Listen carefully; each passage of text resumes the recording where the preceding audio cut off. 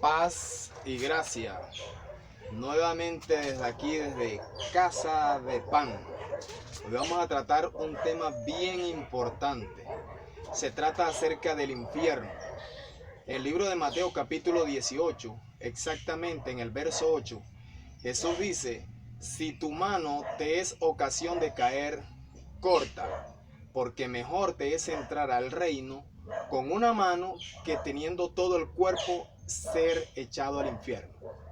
Luego él te dice: si tu pie te es ocasión de caer, córtalo, mejor te es entrar a la vida con un solo pie que entrar al infierno completamente con el cuerpo. ¿De qué cuerpo está hablando?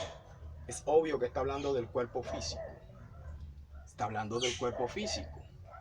¿A qué Jesús de Nazaret le llamaba infierno? Esa es una palabra latina que significa infernum. Quiere decir partes más bajas de la tierra. De esto lo habló el apóstol Pablo cuando dijo que el que descendió fue el mismo que subió para llenarlo todo. ¿Dónde? En las partes más bajas. De esto también habló el apóstol Pedro, que él fue y predicó a los espíritus encarcelados, los que desobedecieron en el pasado, en los días de Noé. Eso está escrito en el libro de Pedro. Predicó a los espíritus encarcelados. ¿A qué se refería Jesús de Nazaret cuando decía la palabra infierno? Se estaba refiriendo al Gená. ¿Qué es Gená? El Gená histórico del tiempo de Jesucristo. Podíamos irnos un poquito más a la antigüedad. Libro de Marcos capítulo 9, en el verso 43 hasta el 48. Jesús habla ahí de un ojo, habla de una mano, habla de un pie, pero también habla de el cuerpo y habla de gusano. Hasta donde yo tengo entendimiento, solamente conozco dos tipos de gusano. Uno, el que se come la fruta en estado de descomposición, la carne descompuesta, y aquello que es el gusanito físico, que es el Scolex. La palabra Scolex también se refiere a otro tipo de gusano. ¿Cuál es ese? El gusanito de la conciencia, a la que las personas conocen como el gusano de la conciencia o la del remordimiento. Ese fue el que llevó a Judas Iscariote a el suicidio de su propio cuerpo. ¿Por qué? Porque se dio cuenta que había vendido a el maestro. Y cuando quiso devolverle el dinero a los líderes religiosos, ellos le dijeron: allá tú. Entonces fue donde él compró el campo de sangre, según el libro de Hechos, donde Pedro habla acerca de la historia, y se colgó. ¿Qué fue lo que lo atormentó? El gusanito de la conciencia. Si se da cuenta, tenemos otro ejemplo también como el de Herodes. Herodes mandó a matar a Juan el Bautista. Al mandar a matar a Juan el Bautista, Jesús empezó a multiplicar los milagros. Eso está en el libro de Mateo y el libro de Marcos. Entonces, ¿qué pensó Herodes? Que Juan había resucitado, y eso empezó a atormentarlo a él un poco. ¿Qué es lo que quiero que mires? El gusanito de la conciencia y el gusanito físico, que es el famoso Scolex. Podemos mirar también algo en el libro de Números, capítulo 16, en el verso 30 y 33. Ahí te habla de Coré y sus séquitos. ¿Quién era? Coré y un grupito que se querían levantar en contra de Moisés. Entonces, ¿qué hizo Jehová? Los agarró y los puso a la entrada del tabernáculo y separó los pueblos del otro pueblo. Entonces Moisés le lanza una palabra donde él le dice: si Jehová ha hablado por mí, el suelo o el Seol te va a tragar completamente vivo. Y si no ha hablado por mí, ahí está. ¿Dónde está la historia? Está escrita en el libro de Números capítulo 16, en el verso 33. ¿Qué es lo que quiero que mire? Que en el Antiguo Testamento se le llamaba Seol. ¿Qué es el Seol? El Seol no es otra cosa que un botadero de muertos que se utilizaba en el Antiguo Testamento. ¿De dónde salió esto? Esto lo inventaron los moabitas. Ellos tenían un dios grandísimo, una estatua gigantesca que tenía las manos más o menos en esta forma y estaba hecha de puro metal. Y ahí colocaban a los niños recién nacidos, 2, 3, 4 meses, y por debajo del muñeco ahí le metían un montón de fuego. ¿Y qué pasaba? El niño recibía ese montón de fuego en las manos cuando se calentaba el metal. Ese niño, el gritadera y la gritadera. Entonces los moabitas agarraron eso para sacrificios humanos. En el tiempo eso se convirtió en un botadero de muertos. De eso también habló Jacob en el libro de Génesis 44:29, cuando le vendieron a José, y parece que José desde Egipto trató de pedir a Benjamín. ¿Y sabe qué dijo Jacob? No quiero que mis canas desciendan al Seol con tristeza. ¿De qué estaba hablando ahí Jacob? Estaba hablando de lo que nosotros en el siglo XXI conocemos como el sepulcro. Pero Jesús le llamó infierno.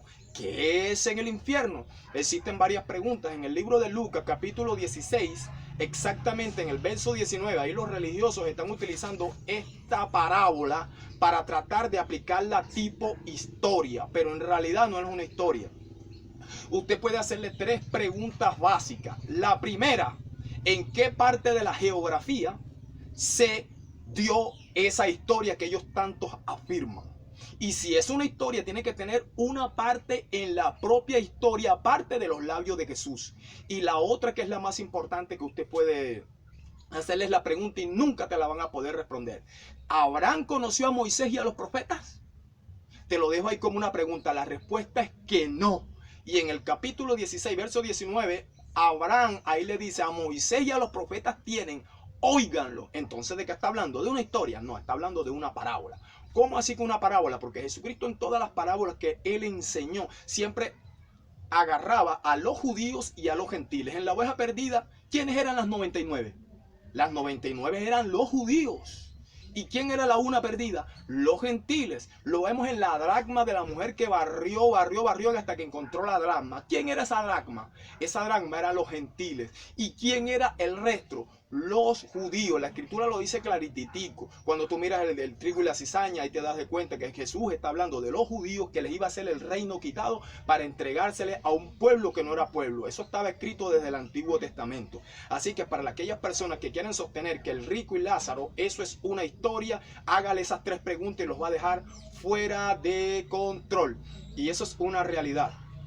¿Cómo le llamaban los griegos a lo que Jesús le llamó infierno, a lo que Abraham y Jacob le llamaron Seol? Ellos le llamaban el Hades. ¿Qué es el Hades? El Hades no es otra cosa que el botadero de muertos que utilizaban los romanos griegos. Si le preguntas a los egipcios, ellos le llamaban el Endostán. Asimismo le llamaban. ¿Qué era eso en la mente de los egipcios?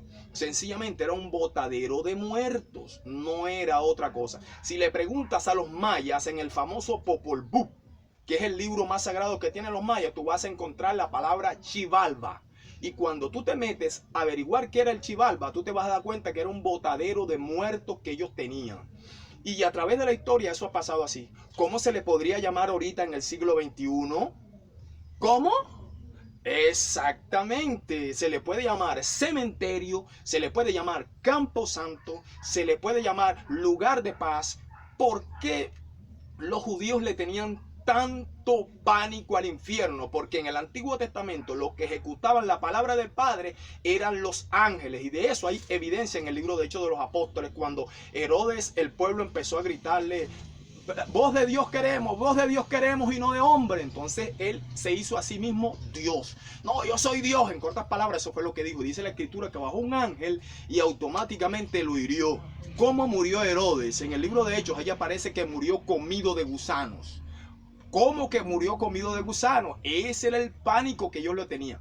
Y en el Antiguo Testamento también existía una enfermedad que le llamaban la carcoma de los huesos, a lo que nosotros hoy en día le podemos llamar el cáncer. Así que las personas que caían en estado de enfermedad empezaban su infierno, ¿dónde? En su propio cuerpo. Así es que no se deje engañar, bendecido, en el libro de Lucas capítulo 16, en el verso 19, donde Cristo habla acerca de esta parábola. Porque es muy importante que usted lo tenga bastante en cuenta y no se deje engañar de ninguno. Para culminar, en el libro de Apocalipsis capítulo 20, exactamente en el verso 14, ahí dice: y la muerte y el Hades fueron lanzados al lago de fuego. Esta es la muerte segunda. Para el que tiene sentido común, para poder entender la segunda muerte, debemos entender la primera.